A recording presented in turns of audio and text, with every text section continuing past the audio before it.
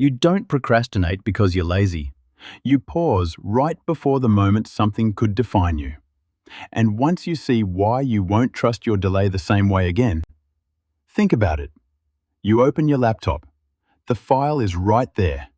You read the first line, adjust one word, and then you switch tabs. You tell yourself you'll come back in a minute, but something in your body already decided you won't. This isn't random. There's a very specific pattern behind why you stop right here. Just stay with this for a minute. You'll recognize it. Because you don't avoid everything. You avoid this. You don't procrastinate randomly. You hesitate very precisely. Think about it. You open that project file. You look at the very first line, and then you close it. You switch to another tab after only 15 seconds. See, your brain doesn't read this as a task. It reads this as a judgment of who you are. This isn't about discipline. Deep down, you're thinking, if I start properly, I won't have an excuse anymore. You aren't just losing time, you're losing the chance to see where you actually stand. Have you ever wondered why you can clean your entire house but can't write a single important email? So the real question is, what exactly are you protecting? You do a lot, just not the part that counts. Think about it. You spend 40 minutes watching a video on how to do it right, but you can't even write 3 simple lines. You stay safe. See, preparation isn't dangerous, but execution? Execution creates real data. It gives you a real answer about where you actually stand. Ready is not a feeling. It's a trap. You tell yourself, I'll start when I feel ready.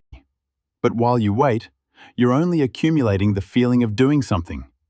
You have zero evidence that you are actually moving forward. Have you ever wondered if you're working to get results or just working to numb your anxiety? Because starting creates something your brain can't control. Your brain has already decided who you are, and it protects that decision at all costs. Think about a time you received an unexpected compliment. You smiled, but you felt a strange discomfort inside. See, your brain maintains a baseline for your competence and self-worth. Anything that deviates from this line creates a prediction error, even if that prediction is wrong. Accuracy is not the goal. Stability is. Deep down, you whisper, this doesn't feel like me. The cost? You stop believing in real data. You only believe the old story inside your head.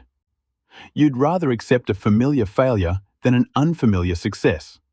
And when reality doesn't match that baseline, something dangerous happens. 2 people, same pattern. Think about it.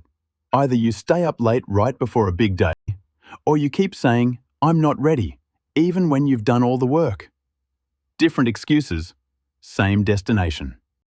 See, if your baseline is high, you create a handicap so your talent is never truly disproven. If your baseline is low, you lower the expectations so you are never truly exposed. Both are protection, not weakness. Your brain is whispering, if I fail like this, it doesn't count. The cost? You never collect clean data. You always have an excuse to stay exactly who you are. Have you ever wondered why you keep putting stones in your own shoes just to have a reason for walking slow? And this leads to a much more uncomfortable truth. You're not scared of failing. You're scared of finding out. Think about it. You hover your mouse over the send button. You stop. You read it for the 6th time, and then you close the window. See, if you actually try, you get real data. And that data might shatter your current baseline. It might prove that you aren't who you thought you were. You chose not to know. Deep down, you're thinking, if this goes wrong, I'll finally know it's actually me. No more excuses. The cost? You stay stuck in an old version of yourself, even if that version isn't true anymore. Your brain would rather keep you here than risk that update. You don't fix this by pushing harder. You fix it by making it safe to see the truth. Start simple.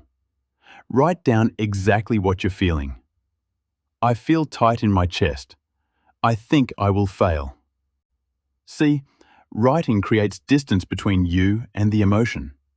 Small actions create new data, and new data is the only thing that can recalibrate your baseline. Start small. Safety creates change, not pressure. You tell yourself, this feels small, but at least it's real. The cost of doing nothing? You will keep living on old data, and you will keep sabotaging everything you touch. And that's how you start moving out of it. This was never about finishing the task. It was about protecting a version of you that no longer fits. If you're someone who always almost starts, this is the loop you've been living in. You didn't stop because it was hard. You stopped because it was about to become real. Think about the last thing you delayed. Not the task, but the exact moment you pulled away. What were you about to find out? If you want to understand these patterns as they show up in your life, you can stay here. Next time you hesitate, notice exactly where it happens. That's the edge.